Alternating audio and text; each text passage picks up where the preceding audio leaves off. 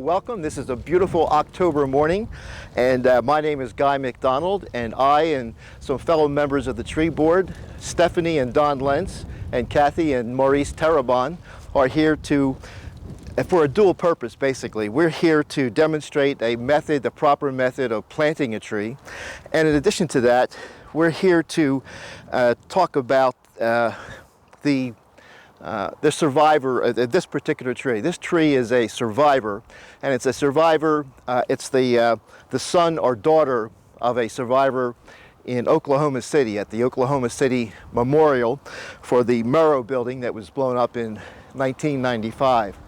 And from this memorial, seeds are planted each year from this particular tree, and this is a seedling from spring of 2007, so this tree is just over a year old.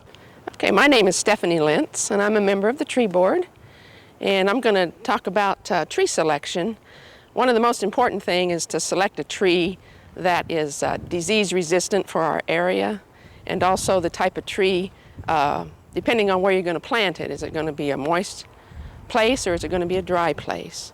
Also, you want to select a tree that has a strong central leader, such as this one, and little to no pruning is necessary during the first year of the growing, unless there's broken branches or something like that. This allows for more leaf and photosynthesis, and which in turn gives nutrients to the tree. There's three types of trees that you can buy. One is container grown. That's the kind we're going to plant today, and also ball and burlap and bare root tree. Bare root trees are not planted very often anymore. We did a tree planting project on the west end of Central Park Avenue. Half of those trees were bare root and half were ball and burlap. The bare root did very, very good, and they're much easier to handle, and one person can do it as opposed to a 300-pound root ball. One of the biggest problems with being unsuccessful at growing trees is that they're watered too much. You live in a home that has automatic sprinkler systems, comes on every day, whatever. It just saturates the ground, especially in our clay soils. This moisture doesn't have a chance to drain away, and the roots just get waterlogged, and it essentially suffocates and dies. One of the second problems of unsuccessful tree growth is planting the tree too deep. When you get a ball and burlap tree, this tree has been growing out in the field, and machines come along and plow up the rows, which creates dirt to come up around the tree. Well, this increases the soil height on the roots. So, they've said to be sure and plant a tree where it was grown in the field or the same level as the soil on the balled and burlapped. Well, that's not necessarily true. You have to look down on the trunk of the tree and see where you can find the first root flare. That's where the flare of the trunk comes out, and you can see the roots coming out.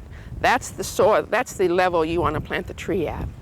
If you have very heavy soil, you can plant it up a little bit higher. A lot of people, they want real quick growing trees for shade, that sort of thing. The faster growing the tree is, the weaker the wood is on the tree. So it's best to grow a slow growing tree, maybe like an oak if you want a big shade tree, as opposed to a silver maple or anything like that grows really rapidly. Because as I said, the wood is weaker. We saw that during the last ice storm that we had. A lot of the trees were just broken, and because the wood was so weak it couldn't sustain the pressure.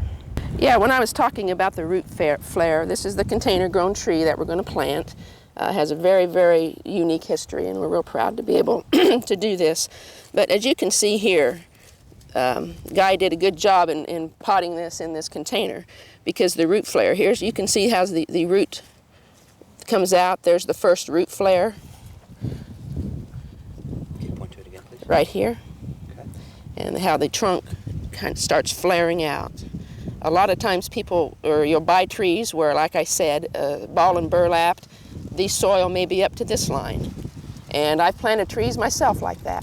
So just over the years, I've just kind of learned, and you just take that soil out till you get down to that root flare, and have that being, that'll be the ground level. The next important aspect of planting a tree that we want to discuss is the actual planting itself, how deep the hole should be and how wide it should be. Another area where we often make mistakes, it's a common mistake, the most common mistake is digging the hole too deep. And we're going to demonstrate, as Stephanie said, digging the hole only deep enough so that you can cover that flare root she mentioned. If it's too deep, then the tree might be stunted and not grow nearly as fast. So we're going to examine that. The other aspect of the hole itself is when you dig the hole, of course it shouldn't be too deep, as I said, but it should be vertical sides to the hole. And we have clay soil, so while you're digging those vertical sides, make sure you don't smear the interior wall of the hole, because that smearing, that's very slick kind of smearing of the soil can make it difficult for the roots to take hold. So you want to break up the interior wall of the hole a little bit. And then, of course, the width of the hole is important. Generally, a width of 2 to 3 times that of the ball of the tree. If it's a ball and burlap, 2 or 3 times the width of the beyond the ball and burlap width. And we're going to demonstrate now actually placing the tree in the hole and see how that works. Now, notice we've taken the tree out of the bucket, and there is a slight amount of girdling of the roots. The roots are kind of obviously grew with the contour of the bucket, and girdling can be a problem. If you need to break it up a little bit so those roots can take hold more easily. If you don't, it may be stunted because of this girdling. So when you take the tree out of the bucket, try to break up the root system a little bit down there in the bottom. You don't want to break up the ball of the tree too much, but you do want to break up the root system a little bit. And that's what Kathy is doing now.